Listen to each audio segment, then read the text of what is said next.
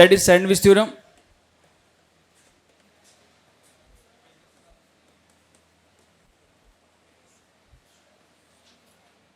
This is also called as the squeeze theorem.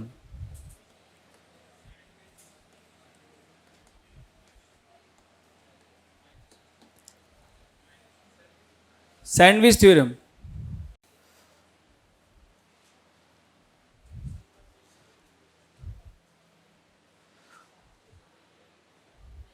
सबसे पहले तो इसका कॉन्सेप्ट है क्या सैंडविच थ्योरम का, चेक करते हैं। जैसे कि मान लो कि आपको दिया जाए F of x, ji of x और एच ऑफ एक्स। मान लो तीन फंक्शन है हमारे पास, F of x, ji of X and H of X, such that इन फंक्शन की जो डेफिनेशन है वो कुछ इस तरह से है कि ये जो फंक्शन है एफ ऑफ एक्स, इसकी वैल्यू हमेशा जी ऑफ एक्स से बड़ी है और एच ऑफ एक्स से छोटी है। Function f of x, ji of x और एच ऑफ एक्स, ये तीन फंक्शन इस तरह से दिए हुए हैं या इस तरह से डिफाइंड हैं कि एफ ऑफ एक्स की जो वैल्यू आती है वो जी ऑफ एक्स से बड़ी आती है और value of H of x से छोटी आती है, किसी भी एक्स पर आप कैलकुलेट करें। इसका मतलब यह हुआ कि जब हम इनका ग्राफ प्लॉट करेंगे, जी ऑफ एक्स का, एफ ऑफ एक्स का और एच ऑफ एक्स का, तो आप देखेंगे कि जिस भी फंक्शन की वैल्यू बड़ी होती है उस फंक्शन का ग्राफ हमेशा ऊपर होता है। तो मान लेते हैं कि यहां पर कोई फंक्शन है एफ ऑफ एक्स, यदि इसकी वैल्यू जी ऑफ एक्स से बड़ी है तो इसका मतलब है कि इस फंक्शन का जो ग्राफ बनेगा दैट इज ग्रेटर देन, और the f of g of x का जो ग्राफ बनेगा उसके ऊपर बनेगा। कोई भी ग्राफ बना लो, ये मान लो हमारा ग्राफ हो गया y is equal to g of x का, इसके ऊपर बनेगा। और यदि एफ ऑफ एक्स की वैल्यू छोटी है एच ऑफ एक्स से, तो इसका मतलब है कि एफ ऑफ एक्स का जो ग्राफ बनेगा that is lower than the graph of y is equal to h of x. ठीक है ना? तो इसका भी कुछ ग्राफ बनेगा, ये ग्राफ है y is equal to h of x का। इसी तरह से तो होगा यदि एफ ऑफ एक्स की वैल्यू जी ऑफ एक्स से बड़ी है और एच ऑफ एक्स से छोटी है, तो इसका मतलब है कि एफ ऑफ एक्स का जो ग्राफ होगा वो हमेशा जी ऑफ एक्स और एच ऑफ एक्स के बीच में। अब किसी भी पॉइंट पर वैल्यू फाइंड आउट करें, किसी भी पॉइंट पर जो इसके डोमेन में लाई कर रही है, तो आप देखेंगे कि यहां पर जी ऑफ एक्स की जो वैल्यू आपको मिलेगी किसी भी पॉइंट पर, वो हमेशा लेस देन इक्वल टू होगी value of the function f of x at the same point. ऐसा ही होगा। And that value is always less than the value of the function H of x at the same point. ऐसा ही होता है। यदि इस function का graph ऊपर है एफ ऑफ एक्स से, तो इसकी जो वैल्यू मिलेगी हर एक पॉइंट पर वो इससे ऊपर मिलेगी। यदि इस फंक्शन का ग्राफ ऊपर है जी ऑफ एक्स के ग्राफ से, तो हर एक पॉइंट पर इस फंक्शन की जो वैल्यू मिलेगी वो हमेशा इससे बड़ी मिलेगी। यही तो होता है, इसमें तो कोई नई चीज नहीं है। क्लियर है चीज? अब मान लो यहां पर कि हम किसी भी फंक्शन एफ ऑफ एक्स की वैल्यू किसी पॉइंट पर डिफाइन नहीं है और हम फंक्शन एफ ऑफ एक्स की वैल्यू डिफाइन करना चाहते हैं, क्या आती है? तो एफ ऑफ एक्स की वैल्यू को फाइंड आउट करने के लिए तरीका क्या होता है, यहां पर हम दो फंक्शन डिफाइन करते हैं, जी ऑफ एक्स और एच ऑफ एक्स। आपको ऐसे दो फंक्शन डिफाइन करने पड़ेंगे सच दैट एक फंक्शन जो है वो एफ ऑफ एक्स से छोटा हो, दूसरा फंक्शन जो आएगा यहां पर वो एफ ऑफ एक्स से बड़ा हो। ऐसे कोई दो फंक्शन आप फाइंड आउट कर लो, और वो फंक्शन इस तरह से फाइंड आउट करना कि इन दोनों फंक्शन की जो वैल्यू आए वो दोनों फंक्शन की वैल्यू किसी पॉइंट पर सेम आ जाए। मतलब कहने का यह है, यहां पर यदि हम इन ग्राफ को आगे प्लॉट करते हैं तो देखो किसी पॉइंट पर मान लो ऐसा होता है, ये ग्राफ है y is equal to f of x का। किसी पॉइंट पर एफ ऑफ एक्स की जो वैल्यू है, जी ऑफ एक्स की वैल्यू और एच ऑफ एक्स की वैल्यू, तीनों की वैल्यू सेम आ जाए, इस टाइप से कुछ ग्राफ बन जाए इन तीनों फंक्शन का। ये कोई पॉइंट है x इज इक्वल टू ए, तो g ऑफ x और h ऑफ x दो फंक्शन यहां पर इस तरह से डिफाइन करते हैं कि g ऑफ x की जो वैल्यू आ रही है उस point x is equal to a पर, h ऑफ x की जो वैल्यू आ रही है उस पॉइंट पर दोनों की वैल्यू सेम हो जाए। तो आप देखोगे कि यदि g ऑफ x की वैल्यू और किसी पॉइंट पर h ऑफ x की वैल्यू सेम आ रही है तो इसका मतलब f ऑफ x जो फंक्शन है वो इन दोनों फंक्शन के बीच में कैसा है, सैंडविच हो रहा है। तो f ऑफ x की जो वैल्यू आएगी वो भी किसके बराबर हो जाएगी, उसी वैल्यू के बराबर हो जाएगी। ठीक है ना। यदि मान लो किसी पॉइंट पर a पर g ऑफ x की लिमिट आती है l के बराबर और उस सेम पॉइंट पर फंक्शन h ऑफ x की लिमिट भी कितनी आ रही है, l के बराबर, तो आप देखेंगे कि यदि फंक्शन f ऑफ x की लिमिट फाइंड आउट की जाएगी इस point x is equal to a पर, तो इसकी जो वैल्यू आएगी वो कैसी होगी, x टेंडिंग टू a पर जो वैल्यू आ रही है g ऑफ x उससे बड़ी होगी और ये वैल्यू छोटी होगी limit x tending to a h of x से।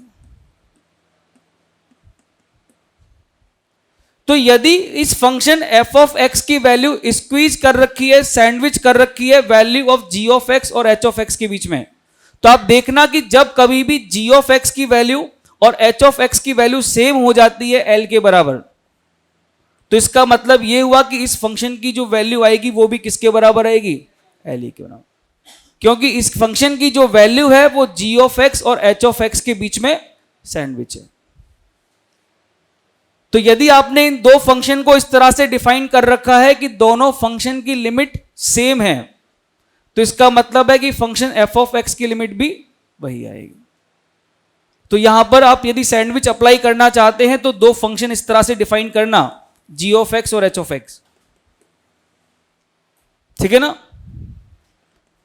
x टेंडिंग टू a पर f ऑफ x की जो लिमिट होगी वो डायरेक्टली l के बराबर हो जाएगी।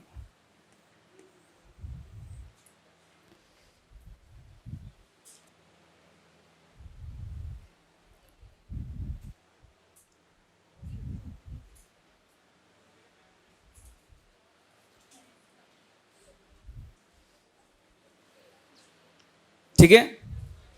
जैसे कि देखो मेनली इसका जो कॉन्सेप्ट यूज होता है सैंडविच थ्योरम का, हाँ बेटा लिख रहे हो अभी, देखो इसका जो कॉन्सेप्ट आता है, इसका एक कॉन्सेप्ट तो यहां पर आता है, जैसे कि मान लो कि आप लिमिट फाइंड आउट कर रहे हो x टेंडिंग टू इन्फिनिटी पर sin x अपॉन x का लिमिट कितना आएगा, या मान लो आप लिमिट फाइंड आउट करना चाहते हैं x टेंडिंग टू इन्फिनिटी पर cos x अपॉन x का लिमिट कितना आएगा।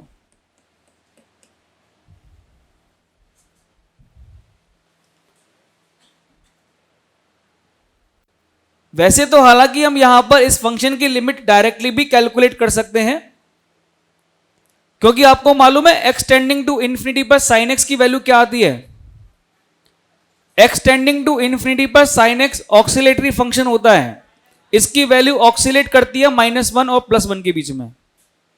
मतलब कि sin x की जो भी वैल्यू आएगी वो एक फाइनाइट नंबर ही आएगी बिटवीन -1 टू +1, और जब आप इस फाइनाइट वैल्यू को डिवाइड करेंगे इन्फिनिटी से तो इसका मतलब फंक्शन की जो लिमिट आएगी वो कितनी आएगी, 0 के बराबर। सेम वही चीज यहां पर भी होती है, x टेंडिंग टू इन्फिनिटी पर cos x की वैल्यू -1 से 1 के बीच में ऑक्सिलेट करती है, इसको जब डिवाइड करते हैं इनफाइनाइट से तो फंक्शन की लिमिट कितनी आती है, 0। तो ये आप चाहो तो डायरेक्टली भी कैलकुलेट कर सकते हो कि इसकी लिमिट कितनी आ रही है। अदरवाइज इसके लिमिट को फाइंड आउट करने का जो तरीका है वो क्या है, इस फंक्शन की लिमिट को फाइंड आउट करने के लिए हम यहां पर अप्लाई कर सकते हैं concept of the sandwich theorem.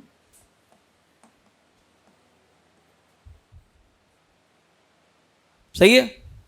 अब कैसे अप्लाई करेंगे सैंडविच थ्योरम वो समझ लो।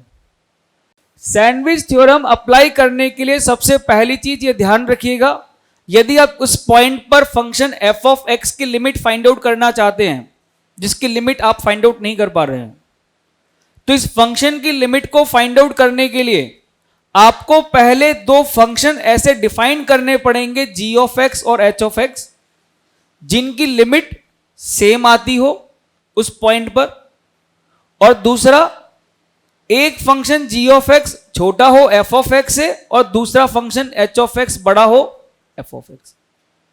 तो सैंडविच थ्योरम अप्लाई करने के लिए यहां पर तरीका क्या है, दो फंक्शन आइडेंटिफाई करने हैं।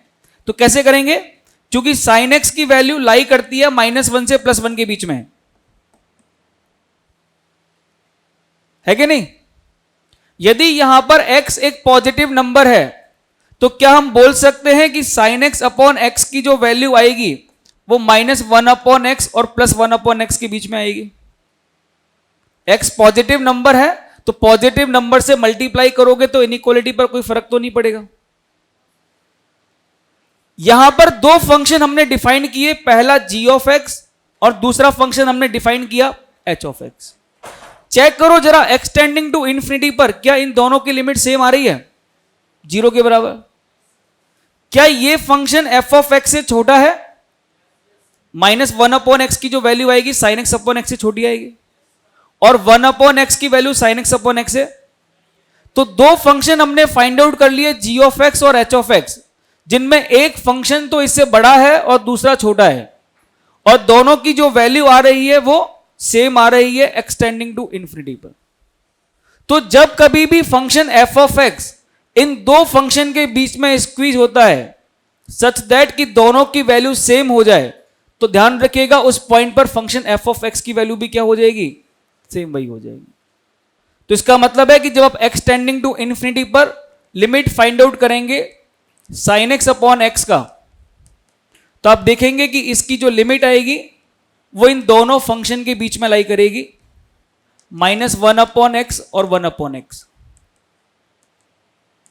और यदि इन दोनों फंक्शन का लिमिट सेम हो जाता है, इसकी लिमिट 0 है और यहां पर इस फंक्शन की लिमिट भी 0 है, तो आप बोल सकते हैं कि साइन एक्स अपॉन एक्स की जो लिमिट आएगी वो भी 0 हो जाएगी, because function f of x को हमने सैंडविच कर रखा है g ऑफ x और h ऑफ x के बीच में। तो इसकी जो वैल्यू मिलेगी वो g ऑफ x और h ऑफ x के बीच में ही मिलेगी।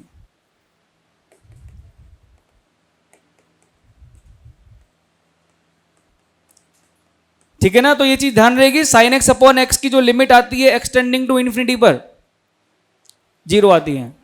Similarly cos x upon x की जब लिमिट निकालोगे एक्सटेंडिंग टू इंफिनिटी पर तो इसकी लिमिट भी 0 आएगी।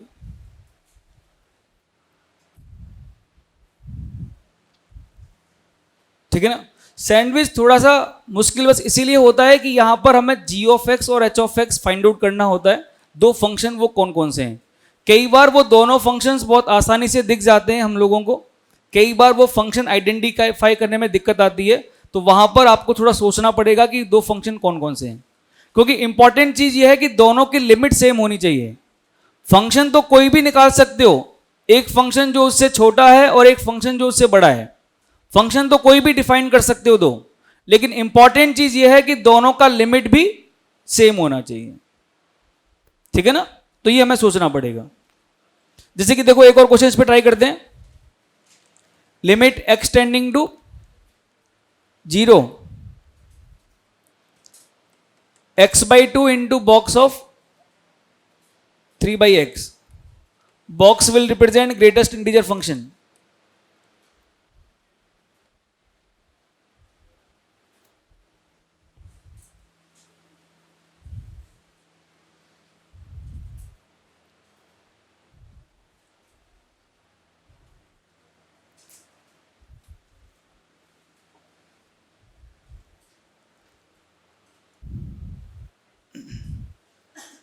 तो फॉर्मेट कौन सा है ये, 0 इंटू इन्फिनिटी का, क्योंकि x/2 की वैल्यू तो 0 को अप्रोच कर रही है और 3/x का जो बॉक्स है वो इन्फिनिटी को अप्रोच कर रहा है। तो ये है इंडिटर्मिनेट फॉर्म 0 इंटू इन्फिनिटी का।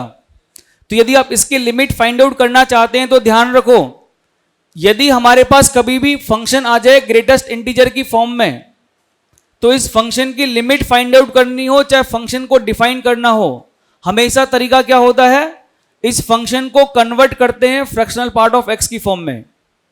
याद है कि नहीं। इस तरह की इक्वेशन भी हम लोगों ने सॉल्व की है जिसमें एक्स और बॉक्स ऑफ एक्स दोनों आते हैं। तो यदि आप इक्वेशन भी सॉल्व करना चाहते हैं तो भी तरीका सेम होता है, बॉक्स ऑफ एक्स को हमेशा पहले कन्वर्ट करना होता है किसमें, फ्रैक्शनल पार्ट ऑफ एक्स। तो तो इसका मतलब है कि यहां पर इसको डिफाइन करेंगे x/2 बॉक्स ऑफ 3/x जो यहां पर लिखा हुआ है इसको कन्वर्ट करते हैं किसमें, फ्रैक्शनल पार्ट में। तो कैसे लिखेंगे इसको, x minus fractional part of x, box of x की डेफिनेशन यही आएगी, ठीक है ना। तो आप देखेंगे कि जब आप x/2 को इस ब्रैकेट से मल्टीप्लाई करते हैं तो पहला जो टर्म आएगा यहां पर, इसको सिंप्लीफाई करने पर ये तो 3/2 हो जाएगा, ठीक है ना। और जो दूसरा यहां पर फंक्शन आएगा वो आएगा x/2 into fractional part of 3/x। Clear. अब इसकी यदि आपको लिमिट फाइंड आउट करनी है, क्योंकि पहला जो टर्म है वो तो ऑलरेडी सिंप्लीफाई हो गया 3/2, ये जो दूसरा टर्म है ना यहां पर, इसकी लिमिट यदि आपको फाइंड आउट करनी है तो आप इसकी लिमिट डायरेक्टली भी बोल सकते हो, क्योंकि किसी भी नंबर का फ्रैक्शनल पार्ट कैलकुलेट करो, उस नंबर का जो डेसिमल पार्ट होता है वो हमेशा 0 से 1 होता है। तो यदि 3/x का फ्रैक्शनल पार्ट निकालोगे, चाहे ये वैल्यू इंफिनिटी को ही क्यों ना अप्रोच कर रही हो, इसका जो फ्रैक्शनल पार्ट आएगा वो हमेशा 0 से 1 के बीच में आएगा, मतलब कोई फाइनाइट नंबर आएगा बिटवीन 0 to 1। और उस फाइनाइट नंबर को जब 0 से मल्टीप्लाई करोगे तो दोनों का प्रोडक्ट 0 आएगा। ये तो हम डायरेक्टली भी बोल सकते हैं यदि हम इसको चेक करें कि इसकी लिमिट कितनी आ रही है। और यदि आप इसकी लिमिट को फाइंड आउट करना चाहते हैं by using the sandwich theorem, तो आप यहां पर लिमिट फाइंड आउट करने के लिए सैंडविच थ्योरम अप्लाई कर सकते हैं, ठीक है ना। बस तरीका क्या है, आपको दो फंक्शन यहां पर डिफाइन करने हैं, एक फंक्शन जो इससे छोटा है और एक फंक्शन जो इससे बड़ा है। तो वो दो फंक्शन आइडेंटिफाई कैसे करेंगे, तरीका सेम है। फ्रैक्शनल पार्ट ऑफ 3/x जो यहां पर लिखा हुआ है, इस फंक्शन की वैल्यू लाई करती है 0 से 1 के बीच में, होती है कि नहीं होती। यदि इस फंक्शन की वैल्यू 0 से 1 के बीच में लाई करती है तो x यदि एक पॉजिटिव नंबर है तो हम इसको x/2 से मल्टीप्लाई कर दें लेफ्ट हैंड साइड और राइट हैंड साइड। x/2 से यदि इसको मल्टीप्लाई करोगे तो आप बोल सकते हैं कि x/2 into fractional part of 3/x, इसकी जो लिमिट आएगी वो 0 से x/2 के बीच में आएगी। और ध्यान देना कि दो फंक्शन जो आपने फाइंड आउट किए हैं यहां पर, इन दोनों फंक्शन की लिमिट सेम है 0 पर। एक फंक्शन f(x) से छोटा है और दूसरा फंक्शन f(x) से बड़ा है, तो आप फाइंड आउट कर सकते हैं फंक्शन की जो लिमिट आएगी x टेंडिंग टू 0 पर, इस फंक्शन की जो लिमिट है और इस फंक्शन की जो लिमिट है, limit x tending to 0 x/2। चूंकि इन दोनों फंक्शन का लिमिट सेम है इक्वल टू 0, तो यदि इस फंक्शन की वैल्यू इन दोनों के बीच में स्क्वीज कर रखी है तो आप बोल सकते हैं कि इस फंक्शन की वैल्यू भी कितनी हो जाएगी, 0 के बराबर। तो आप फाइंड आउट कर पाएंगे, फाइनल आंसर जो हमारा होगा वो क्या हो जाएगा, 3/2।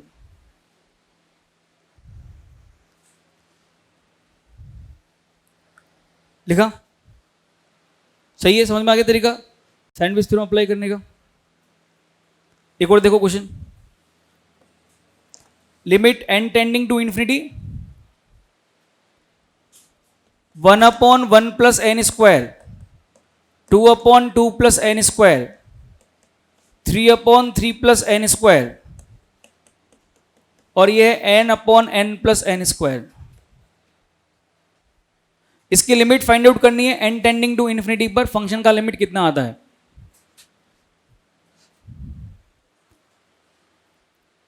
अब ये मत बोल देना कि हर फंक्शन की जो लिमिट है वो 0 को टेंड कर रही है। n टेंडिंग टू इंफिनिटी पर ये वैल्यू 0 को अप्रोच कर रही है, ये भी 0 को अप्रोच कर रहा है, ये वाली वैल्यू भी 0 को अप्रोच कर रही है, और इवन ये भी 0 को अप्रोच कर रही है। तो 0 प्लस 0 प्लस 0 सारा मिलके 0 हो गया। तो इसकी लिमिट 0 तो नहीं है, इसलिए पहले ही बता देता हूं,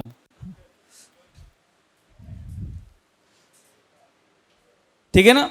क्योंकि एक्चुअली लिमिट 0 को अप्रोच कर रही है वो बिल्कुल सही है, लेकिन ये वैल्यू एग्जैक्टली 0 नहीं आएगी। ये वैल्यू जो आएगी कुछ फाइनाइट नंबर आएगी, 0 से बड़ी आएगी, क्योंकि पॉजिटिव नंबर है, 0 पॉइंट समथिंग कुछ आएगा। ऐसे ही ये भी एक पॉजिटिव नंबर है, इसकी वैल्यू जीरो को तो अप्रोच करेगी लेकिन कुछ फाइनाइट नंबर आएगी, जीरो से बड़ा नंबर आएगा।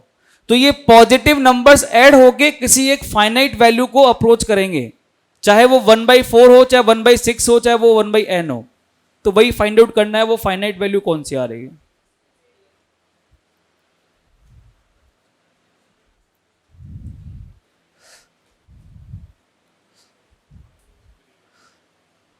तो यदि आपको याद हो तो इस तरह के जो क्वेश्चंस होते हैं वो आप लोगों ने किए होंगे पहले भी। डेफिनेट इंटीग्रेशन में भी इस तरह के क्वेश्चंस आते हैं। Definite integration limit as a sum, जहां पर हम इस लिमिट को कन्वर्ट कर देते हैं इंटीग्रेशन की फॉर्म में, हाँ r/x की फॉर्म में।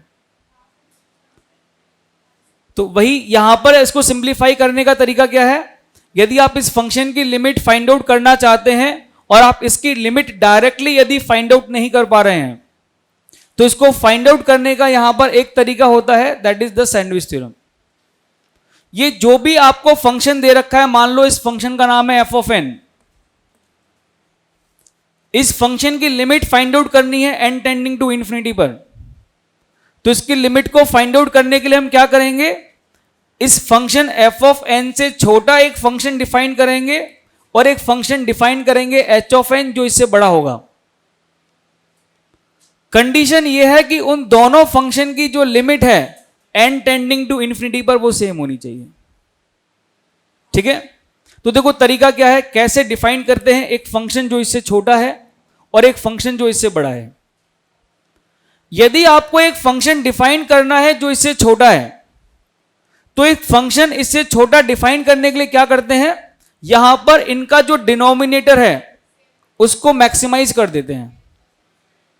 जब आप डिनोमिनेटर को मैक्सिमाइज करोगे तो आप देखोगे ये वैल्यू कम हो जाएगी, मतलब डिनोमिनेटर को सेम बना देते हैं, मैक्सिमाइज कर देते हैं n+n² के बराबर। तो आप देखोगे कि 1/1+n², 1/1+n² की जो वैल्यू आएगी वो 1/n+n² से कैसी होगी, छोटी होगी बड़ी होगी, क्योंकि डिनोमिनेटर को बढ़ा दिया ना, तो डिनोमिनेटर को बढ़ाने पर वैल्यू क्या हो जाएगी, छोटी हो जाएगी। सेम इसी तरह से यहां पर 2/2+n², इसके डिनोमिनेटर को मैक्सिमाइज कर देते हैं। जब डिनोमिनेटर को बढ़ाओगे तो वैल्यू क्या हो जाएगी, कम हो जाएगी। सेम इसी तरह से यहां पर लास्ट वाला जो टर्म है n/n+n², वैल्यू को मिनिमाइज करने के लिए क्या करते हैं, डिनोमिनेटर को मैक्सिमाइज कर देते हैं। तो जब डिनोमिनेटर को मैक्सिमाइज करोगे तो आप देखोगे कि जो फंक्शन आएगा इसकी वैल्यू f(n) से छोटी आएगी। और यदि आप फंक्शन को मैक्सिमाइज करना चाहते हैं, एक फंक्शन डिफाइन करना चाहते हैं जो f(n) से बड़ा है, तो बड़ा फंक्शन डिफाइन करने के लिए क्या करेंगे, इसके डिनोमिनेटर को मिनिमाइज कर देंगे। जब डिनोमिनेटर मिनिमम होगा तो वैल्यू आपको जो मिलेगी वो मैक्सिमम मिलेगी। तो आप देखेंगे यहां पर डिनोमिनेटर को मिनिमम कर देते हैं 1+n² के बराबर, सभी जगह पर डिनोमिनेटर सेम कर दो, minimum that is equal to 1+n², n/1+n²। इसकी लिमिट फाइंड आउट करना बहुत आसान है। देखो यहां पर इसकी लिमिट फाइंड आउट नहीं कर सकते हो क्योंकि सबका डिनोमिनेटर अलग अलग है और सबका न्यूमरेटर अलग अलग है। तो यदि आप यहां पर इन सबको ऐड करना चाहो तो इनको ऐड करना आसान नहीं है, क्योंकि एलसीएम नहीं आएगा ना, डिनोमिनेटर सबका अलग अलग है। तो यदि हम यहां पर फंक्शन का लिमिट फाइंड आउट करना चाहें तो फंक्शन की लिमिट फाइंड आउट करना आसान नहीं है। तो इसकी लिमिट को फाइंड आउट करने के लिए क्या करो, यहां पर सैंडविच थ्योरम अप्लाई करो, दो फंक्शन डिफाइन करो, g(n) और एक h(n). आप देखोगे कि इन दोनों फंक्शन की लिमिट फाइंड आउट करना आसान है। जो फंक्शन डिफाइन किया गया है g(n), क्योंकि इन सभी टर्म का डिनोमिनेटर सेम है, इसलिए आप इन सभी को इजीली ऐड कर सकते हैं by taking the LCM n+n²। इन सबको जब ऐड करोगे तो एलसीएम आएगा n+n², और न्यूमरेटर में कितना आएगा 1 + 2 + 3 up to n, sum of first n natural number, ये बन जाएगा n × n + 1/2। आप देखो इसकी जब लिमिट निकालोगे n टेंडिंग टू इंफिनिटी पर, ऊपर डिग्री 2 है, नीचे भी डिग्री 2 है, तो इसकी लिमिट फाइनाइट आएगी 1/2 के बराबर। सेम इसी तरह से यहां पर जब आप इन सभी टर्म को ऐड करोगे तो इन टर्म को ऐड कर सकते हो, क्योंकि इन सब का जो डिनोमिनेटर है वो सेम है 1 + n² के बराबर। ऊपर आ जाएगा sum of first n natural number n into n + 1/2।